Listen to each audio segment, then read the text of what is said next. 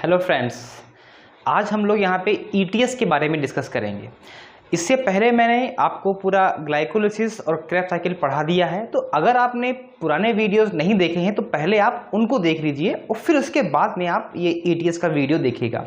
सबसे पहला वीडियो जो फर्स्ट लाइव क्लास थी मेरी सेलुलर रेस्पिरेशन का मैंने बनाया था, उसमें मैं complete glycolysis Krebs cycle ETS complete 38 ATP मैंने आपको गिना दिए थे।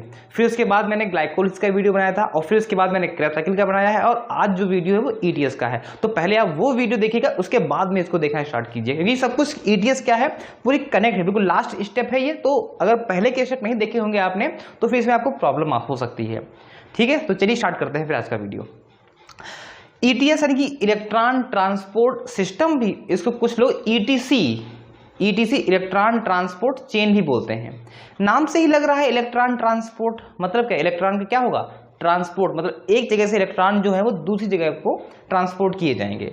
लेकिन ये इतना आसान नहीं है, देखने में और सुनने में तो बड़ा आसान लगता है, लेकिन काफ़ी टफ पॉइंट में से ये टफ टॉपिक में से एक है। ये बहुत लोगों को समझ में नहीं आता है। मैंने कोशिश किया है इसको ईटीएस को बहुत ही सिंप्लीफाई करने के लिए।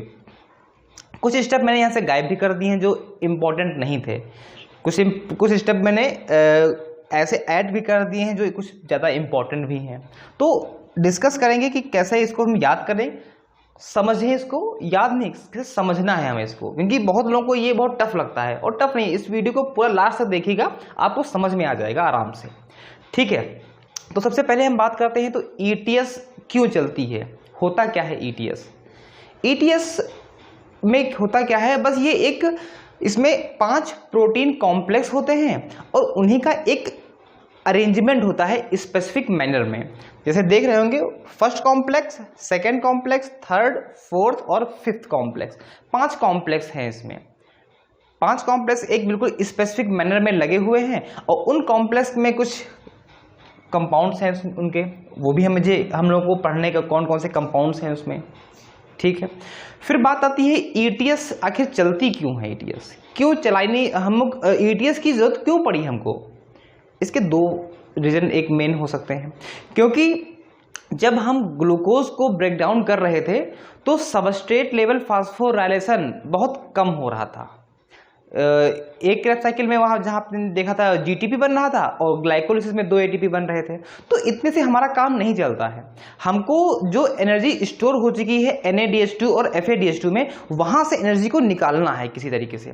तो वो निकालने के कैसे, उसके लिए ईटीएस चलानी जरूरी होती है। और अगर हम बात करें ईटीएस क्यों इंपॉर्टेंट है, ईटीएस जब हम चलाते हैं तो NADH2 यूज होता है और निकलता क्या है NAD+, जो यही NAD+ जो फ्री हो रहे हैं, यही बाद में ग्लाइकोलिसिस क्रेब्स साइकिल में जाकर के फिर से NADH2 में चेंज होंगे। तो अगर हम ईटीएस नहीं चलाएंगे तो फिर ये NADH2 तो NADH2 के फॉर्म में ही रहेंगे ना, तो फिर वहां पे NAD+ फिर कमी हो जाएगी उनकी। जब ये NAD+ की कमी हो जाएगी तो फिर आगे जो रिएक्शन है ग्लाइकोलिसिस और क्रेब्स साइकिल वो नहीं चल पाएगी। तो इसलिए भी हम चलाते हैं इसको, NAD+ को फ्री करने के लिए। ठीक है, तो अब हम स्टार्ट करते हैं कि क्रेब्स साइकिल ईटीएस कहाँ पे होती है। इसके जो लोकेशन जरा ध्यान से देखिएगा, ये मैंने माइटोकॉन्ड्रिया की आउटर मेम्ब्रेन बनाई है, ये माइटोकॉन्ड्रिया की आउटर मेम्ब्रेन है। ठीक है, और ये माइटोकॉन्ड्रिया की इनर मेम्ब्रेन है। आपको पता है कि माइटोकॉन्ड्रिया की इनर मेम्ब्रेन जो होती है वो अंदर की ओर फोल्ड हो जाती है। ठीक है, ये इनर मेम्ब्रेन है। अगर मैं इसको लिख दूं तो ये आउटर मेम्ब्रेन, OM लिख दिया मैंने इसको, और ये जो ब्लू कलर से बनाई है ये I और M, मतलब इनर मेम्ब्रेन है, डबल मेम्ब्रेन है। और ध्यान दीजिएगा यहाँ पे 2 मेम्ब्रेन के बीच में जो स्पेस है ना, उसको हम लोग बोलते हैं IM और S, inter membranes space. Inter membranes space, 2 membrane के बीच का जो स्पेस है, ये आउटर मेम्ब्रेन, ये इनर मेम्ब्रेन, इसके बीच का जो ये स्पेस है इसको हम लोग बोल देंगे IMS, inter membranes space, 2 membrane के बीच की जगह। और अंदर जो भरा हुआ फ्लूइड वो से हम लोग क्या बोलते हैं, मैट्रिक्स। आपको पता है कि जो माइटोकॉन्ड्रिया के अंदर फ्लूइड होता है वो मैट्रिक्स होता है, और जो क्लोरोप्लास्ट के अंदर होता है फ्लूइड उसे हम लोग स्ट्रोमा बोलते हैं। ठीक है, माइटोकॉन्ड्रिया में क्या है, मैट्रिक्स है, और इसी के स्ट्रिप इस पे हम जो है वो ऑक्सीसोम या F1 पार्टिकल्स जिन्हें हम बोलते हैं वो भी लगे हुए हैं। तो ये माइटोकॉन्ड्रिया का स्ट्रक्चर है। अब हमें देखना है कि कौन सी रिएक्शन कहाँ पे होती है। मैट्रिक्स में तो हमने आपको कहा था, जो अभी मैंने पढ़ाया था आपको, क्रेब्स साइकिल। तो मैट्रिक्स में कौन सी होती है, क्रेब्स साइकिल। जो ETS है उसकी लोकेशन जो है ना वो होती है इनर मेम्ब्रेन पे। ध्यान दीजिएगा, क्वेश्चन बन चुका है यहाँ पे कि ETS कहाँ पे चलती है। तो ETS जो होती है वो इनर मेम्ब्रेन पे चलती है, किसकी, माइटोकॉन्ड्रिया की इनर मेम्ब्रेन पे चलती है। ETS क्लोरोप्लास्ट में भी चलती है। जब हम लोग फोटोसिंथेसिस पढ़ते हैं तो वहां भी ETS जो होती है प्ले होती है, तो वो हम लोग वहां पे पढ़ेंगे उसको। ठीक है, तो माइटोकॉन्ड्रिया की इनर मेम्ब्रेन पे ETS चलती है। ठीक है, अच्छा ये जो फिगर मैंने बनाया हुआ है ना, ये सिर्फ मैंने इतने पॉइंट का बनाया हुआ, यहां से ये इतना जो ये बॉक्स बना हुआ है ना चौकोर सा, इसको उठा करके मैंने इसको यहाँ पे रख दिया है। मतलब कि ये जो मेम्ब्रेन बनी हुई है, ये मेम्ब्रेन, ये देखिए लिखा हुआ यहाँ पे इनर मेम्ब्रेन। ये जो पूरी मेम्ब्रेन है ये इनर मेम्ब्रेन है। अच्छा देखिए, ये इनर मेम्ब्रेन के इस तरफ क्या है, IMS। तो देखिए मैंने लिख दिया है इनर मेम्ब्रेन के इधर क्या है, IMS, इंटर मेम्ब्रेनस स्पेस, और इनर मेम्ब्रेन के नीचे क्या है, मैट्रिक्स। तो यानी कि ये क्या लिख दिया मैंने, मैट्रिक्स। इनर मेम्ब्रेन में ही ये जो प्रोटीन कॉम्प्लेक्स होते हैं ये धसे हुए होते हैं। तो भाई इनर मेम्ब्रेन को हल्का सा मैंने मोटा कर दिया है, और उसी में ये कॉम्प्लेक्स पांचों हमने यहाँ पे दिखा दिए हैं। स्ट्रक्चर समझना बेहद जरूरी होता है। थोड़ा सा हो सकता है आपको कंफ्यूजन लगे यहाँ पे। अगर आपको समझ में नहीं आया है ये वीडियो तो आप बताइएगा, मुझे कमेंट बॉक्स में लिखिएगा, मुझे व्हाट्सएप करिएगा, मैं दोबारा वीडियो बना दूंगा थोड़ा सा और अच्छे से, लेकिन समझ में आ जाना चाहिए, मैं कोशिश करूंगा पूरी।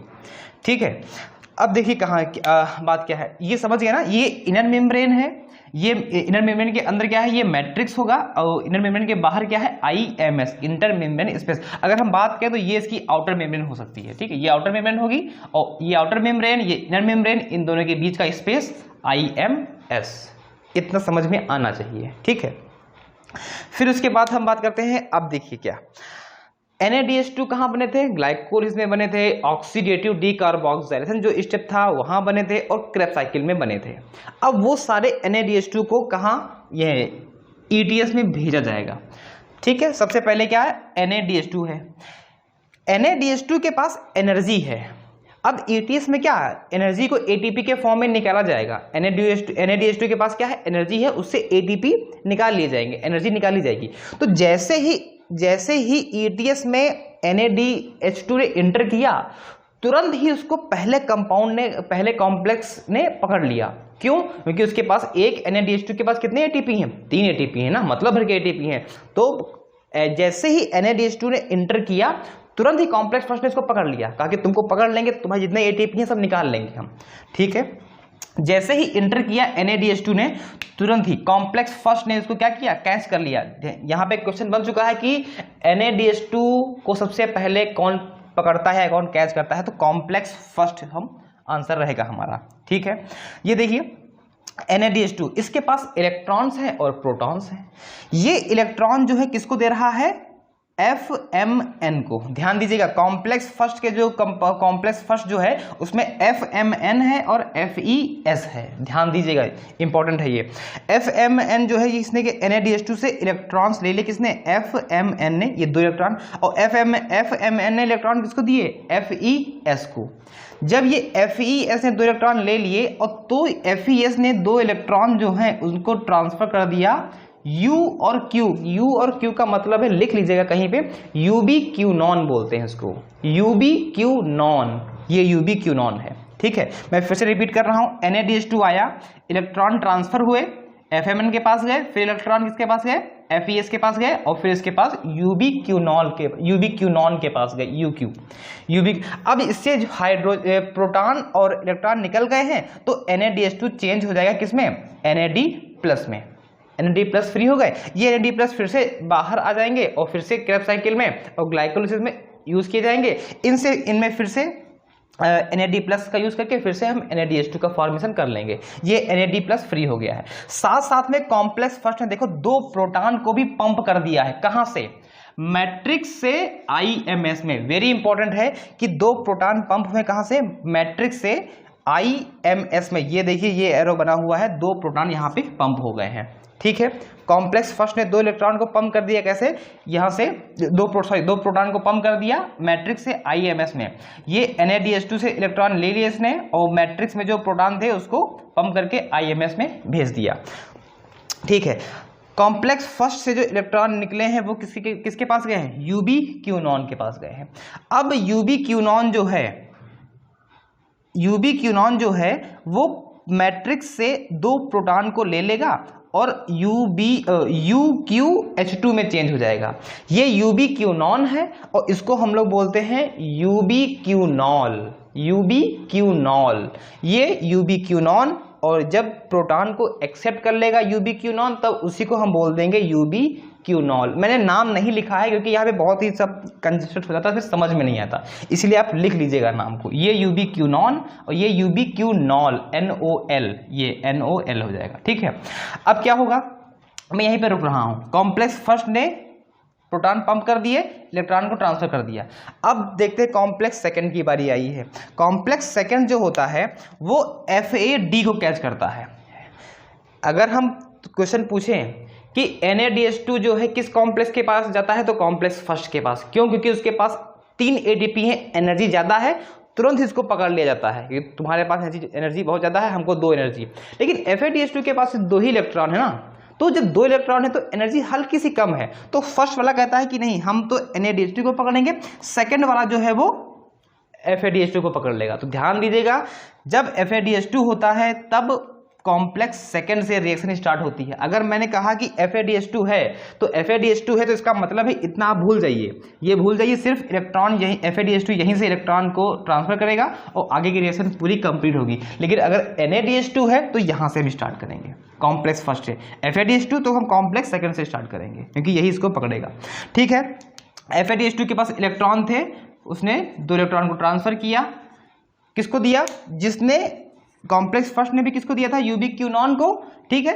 अब ये UbQ9 एक और खाली हो गया, बहुत से होते हैं यहाँ पे UbQ9, जो कॉम्प्लेक्स सेकंड से आएगा वो भी कहाँ जाएगा, UbQ9 के पास इलेक्ट्रॉन जाएंगे और ये UbQ9 फिर से कर लेगा 2 प्रोटॉन को एक्सेप्ट, तो UbQ9 में चेंज हो जाएगा। ध्यान दीजिएगा, कॉम्प्लेक्स फर्स्ट से 2 प्रोटॉन पंप होकर के IMS में जा रहे थे, लेकिन देखिए क्या मैंने यहाँ पे कोई बनाया है प्रोटॉन पंप वाला, नहीं। इसका मतलब है कि कॉम्प्लेक्स सेकंड जो होता है वो प्रोटॉन पंप नहीं करता है। क्वेश्चन बन गया, कौन सा कॉम्प्लेक्स यहाँ पे ऐसा है जो प्रोटॉन पंप नहीं करता है, तो कॉम्प्लेक्स सेकंड वाला, ठीक है। ये UbQ9 बन गया। UbQ9 कॉम्प्लेक्स थर्ड के पास जाएगा, कॉम्प्लेक्स थर्ड में साइटोक्रोम B है, वो इलेक्ट्रॉन जो है वो ट्रांसफर करेगा साइटोक्रोम C1 को, और साइटोक्रोम C1 जो है वो इलेक्ट्रॉन ट्रांसफर करेगा साइटोक्रोम C को, ठीक है। फिर से ध्यान दीजिए, जब इलेक्ट्रॉन जो है कॉम्प्लेक्स थर्ड से ट्रांसफर हो रहे थे उसी टाइम पे 2 प्रोटॉन मैट्रिक्स से पंप होकर के IMS में फिर से भेज दिए गए। 2 फर्स्ट में भेजे गए और 2 थर्ड में, सेकंड में कोई भी प्रोटॉन का पंप नहीं हुआ, ठीक है। 2 प्रोटॉन यहाँ पंप कर दिए। इलेक्ट्रॉन कहाँ आ गए, साइटोक्रोम C के पास आ गए। साइटोक्रोम C ने जो है साइटोक्रोम C जो है वो साइटोक्रोम A को देगा और साइटोक्रोम A जो है वो साइटोक्रोम A3 को देगा। ये हम लोग कॉम्प्लेक्स 4 में आ गए। अब जैसे ही इलेक्ट्रॉन साइटोक्रोम A से साइटोक्रोम A3 में पास हो रहे थे उसी टाइम पे फिर से कॉम्प्लेक्स 4 ने 2 प्रोटॉन को पंप करके कहाँ भेज दिया, IMS में भेज दिया, IMS में भेज दिया। फिर इलेक्ट्रॉन जो किसके पास आ गए, साइटोक्रोम A के पास आ गए। अब साइटोक्रोम A जो है वो इलेक्ट्रॉन किसको देगा, वो देगा ऑक्सीजन को। वेरी इंपॉर्टेंट स्टेप यही है कि ऑक्सीजन यहीं पे यूज हो रही है, ETS में यहाँ पे ऑक्सीजन यूज हो रही है। O2 ने इलेक्ट्रॉन को एक्सेप्ट किया और ये ऑक्सीजन से क्या चेंज हो जाएगा, पानी। जो ऑक्सीजन है ये किस में चेंज हो जाएगी, वाटर में। इलेक्ट्रॉन को एक्सेप्ट करेगी और ऑक्सीजन चेंज होगी किसमें, वाटर में। तो यही ये वाटर के फॉर्म में जो ऑक्सीजन है वो बाहर निकल जाती है। तो फाइनली अगर हम देखें तो सबसे अगर यहाँ पे इंपॉर्टेंट क्वेश्चन ये बनता है कि इलेक्ट्रॉन जो ट्रांसफर हो रहे हैं ना उनको सबसे लास्ट में किसने एक्सेप्ट किया है, तो ऑक्सीजन ने। ऑक्सीजन ने ही सबसे लास्ट में इलेक्ट्रॉन को एक्सेप्ट किया है, क्योंकि देखो यहाँ पे इलेक्ट्रॉन इसको दिया, इसने इसको दिया, इसने इसको दिया, इसने इसको सब ट्रांसफर कर रहे हैं, सारे के सभी इलेक्ट्रॉन ट्रांसफर कर रहे हैं। लेकिन फाइनल में ऑक्सीजन ने इलेक्ट्रॉन ले लिया और ऑक्सीजन जो है वो वाटर में कन्वर्ट हो गया। ठीक है। अब देखिए क्या होगा यहाँ पे, अब मेन चीज अब शुरू होती है, अब एटीपी का बनना यहाँ पे स्टार्ट होता है, जो काफी इंपॉर्टेंट है, थोड़ा ध्यान से देखिएगा। जो हमने प्रोटॉन पंप किए थे ना आईएमएस में, यहाँ पे देखिए एक ग्रेडियंट बन गया है, प्रोटॉन ग्रेडियंट बन गया ना। यहाँ पे प्रोटॉन पहले कम थे और हमने यहाँ से उठा, मैट्रिक्स से उठा करके हमने आईएमएस में ट्रांसफर कर दिए, तो आईएमएस में प्रोटॉन ग्रेडियंट बन गया, मतलब आईएमएस में प्रोटॉन जो है बहुत ज्यादा हो गए हैं। प्रोटॉन जो थे पहले, क्या मतलब प्रोटॉन के जो खिलवाड़ में एक जैसे अगर हम याद करना चाहें ना, तो प्रोटॉन की जो है वो टेंडेंसी होती थी कि हाँ वो भागने की उनकी होती है कि वो मैट्रिक्स से आईएमएस में भाग जाएंगे। लेकिन आईएमएस में जा करके वहां देखते हैं कि भैया यहाँ तो बहुत सारे प्रोटॉन हो गए हैं, तो वो सोचते हैं कि हमको फिर से मैट्रिक्स में ले लिया जाए। पहले तो इनके पास पहले ये प्रोटॉन ने क्या कहा कि भाई मैं तो मैट्रिक्स से आईएमएस में चला जाऊंगा, मुझे वहां पंप कर दो। जब इनको मैट्रिक्स से आईएमएस में पंप कर दिया गया, तब कहा कि नहीं नहीं, यहाँ तो बहुत सारे प्रोटॉन हैं, हम यहाँ नहीं रह पाएंगे, हमको फिर से मैट्रिक्स में ले चलो। तो ठीक है, एक रास्ता यहाँ पे मैट्रिक्स में लाने का है, ये एटीपी सिंथेटेज। सबसे लास्ट कॉम्प्लेक्स है 5 कॉम्प्लेक्स, एटीपी सिंथेटेज होता है। 4 कॉम्प्लेक्स यहां तक हो चुके हैं, 5वां कौन सा है, एटीपी सिंथेटेज। अब ध्यान से देखिएगा जरा, ये 2 प्रोटॉन, ये 2 प्रोटॉन और ये 2 प्रोटॉन। अगर मैं बात करूं कि एक NaDH2 आया होगा और उसने अपना पूरा इलेक्ट्रॉन ट्रांसफर करके ऑक्सीजन को दिया होगा, तो कितने प्रोटॉन पंप हुए होंगे। यहां से स्टार्ट करो, एक NaDH2 आया, 2 प्रोटॉन यहाँ पंप हुए होंगे, फिर यहाँ से 2 प्रोटॉन यहाँ पे पंप हुए होंगे, फिर 2 प्रोटॉन यहाँ पंप हुए होंगे। तो एक NaDH2 ने, तो एक NaDH2 ने कितने प्रोटॉन पंप किए, 6 प्रोटॉन को पंप कर दिए। ठीक है। और अगर हम बात करें एक FADH2 ने कितने किए होंगे, तो हमने कहा था ना FADH2 को हमें अगर स्टार्ट करना है तो हम कॉम्प्लेक्स 1 से नहीं, कॉम्प्लेक्स सेकंड से स्टार्ट करेंगे। हम कॉम्प्लेक्स सेकंड से हम स्टार्ट करेंगे, तो कॉम्प्लेक्स सेकंड में तो कोई प्रोटॉन पंप नहीं हुआ। फिर यहाँ से देखो यूबिक्विनॉन के पास क्या है, फिर यूबिक्विनॉल, हाँ, फिर कॉम्प्लेक्स थर्ड में 2 प्रोटॉन पंप हुए, फिर कॉम्प्लेक्स 4 में 2 प्रोटॉन पंप हुए। तो इसका मतलब है कि एक FADH2 कितने प्रोटॉन पंप करता है, 4 प्रोटॉन पंप करता है। ये ध्यान रखिएगा, एक NaDH2 जो है वो मैट्रिक्स से 6 प्रोटॉन को पंप करेगा आईएमएस में, और जो एक FADH2 है वो मैट्रिक्स से 4 प्रोटॉन को पंप करेगा आईएमएस में। ठीक है। तो पहले हम बात करते हैं NaDH2 को। माना कि NaDH2 आया, कॉम्प्लेक्स फर्स्ट से स्टार्ट हुआ, इलेक्ट्रॉन ट्रांसफर होकर ऑक्सीजन के पास चले गए, और 6 प्रोटॉन जो है वो पंप हो गए कहाँ, मैट्रिक्स में, मैट्रिक्स से आईएमएस में। अब इन प्रोटॉन को हम क्या करेंगे, आईएमएस से उठाएंगे और हम इस एटीपी सिंथेटेज के थ्रू यहाँ मैट्रिक्स में फिर से हम ले आएंगे, यहाँ पे हम फिर से ले आएंगे। अब देखिए क्या आपको दिख रहा है वहां पे,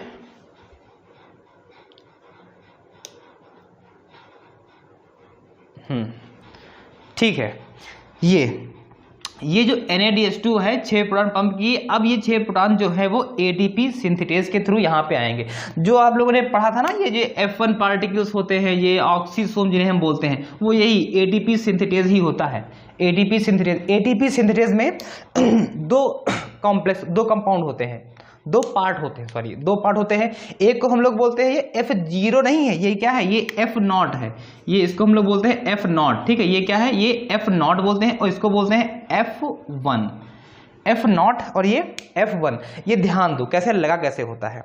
ये जो मेरा हाथ है, ठीक है, ये इनर मेम्ब्रेन है, ये हाथ मेरा क्या है, ये इनर मेम्ब्रेन है, और ये जो कैप है ये F0 है, ये F0 इस इनर मेम्ब्रेन में फंसा हुआ है। ठीक है, ये हाथ मेरा क्या है, इनर मेम्ब्रेन है, और ये F0 जो है, इसे हम लोग बोलते हैं F0 या F0, ये हमारी इनर मेम्ब्रेन में फंसा हुआ है। और जो F1 है ना, वो इसी F0 में ऐसे फिट है। और ये देखिए जो F1 है ये घूम सकता है, ये घूम सकता है। जब ये घूमेगा, जब ये रोटेट करेगा, तभी एटीपी का फॉर्मेशन होगा। और ये घूमेगा कब, ध्यान से सुनिएगा, जब 2 प्रोटॉन इस एटीपी सिंथेटेज के थ्रू यहां आईएमएस से मैट्रिक्स में आएंगे, तब ये एक बार रोटेट होगा।